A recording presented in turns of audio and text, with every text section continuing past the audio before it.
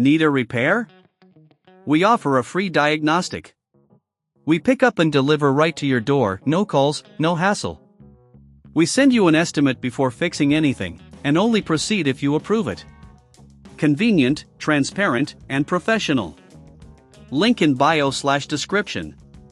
To begin the trigger replacement on your Dyson SV14, gather the following tools: a Phillips screwdriver, a flathead screwdriver, and a soft cloth for cleaning. Make sure to work in a well-lit area to avoid missing any components. First, disconnect your vacuum from the power source. Safety is paramount, so ensure that the device is completely turned off. Next, use the Phillips screwdriver to remove the 4 screws located on the back of the handle. These screws may be slightly hidden, so be sure to check thoroughly. As you remove each screw, place them in a small container to avoid losing them. Once the screws are removed, gently pull apart the handle.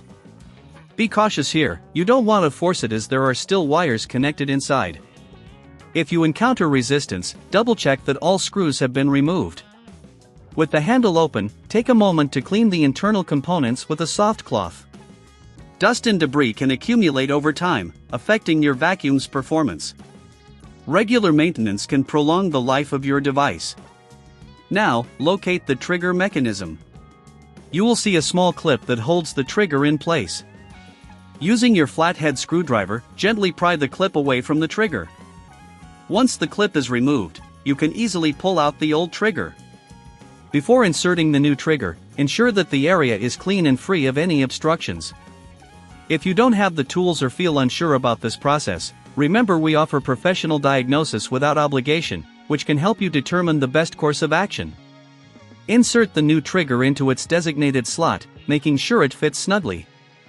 Once it's in place, reattach the clip to secure the trigger.